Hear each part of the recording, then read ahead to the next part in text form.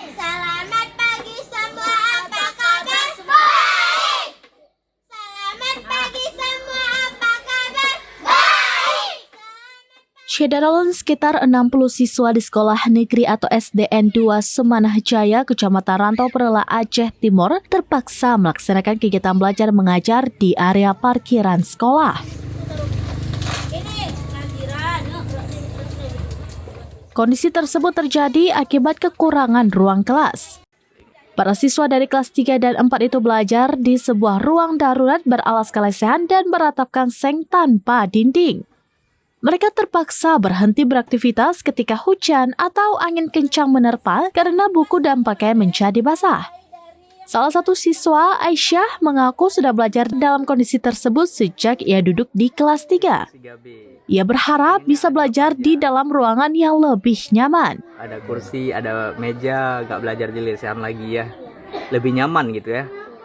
Ini udah belajar di sini udah lama, semenjak naik kelas 3 deh ya, harus duduk di lesehan.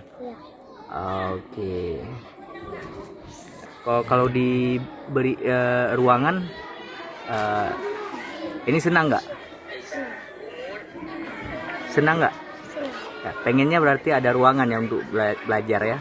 Tapi kalau nanti diberi ruangan yang bagus, sekolahnya yang rajin ya. Rajin nggak? Pernah absen nggak?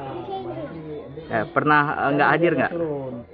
SDN Semanah Jaya memiliki 6 lokal untuk kelas 1-6 dengan total murid lebih dari 300 orang. Dalam 3 tahun terakhir, jumlah peserta didik yang masuk melebihi kapasitas fasilitas yang dimiliki.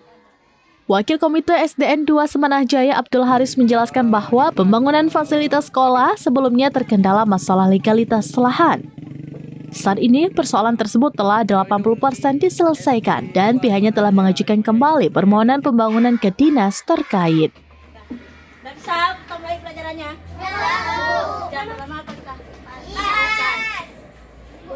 Apa kabar? Baik. Mana pecinta Quran? Ini pecinta Quran. Mana anak yang pintar? Ini anak yang pintar. Dari Aceh Timur, Molly Delvata, surampinews.com.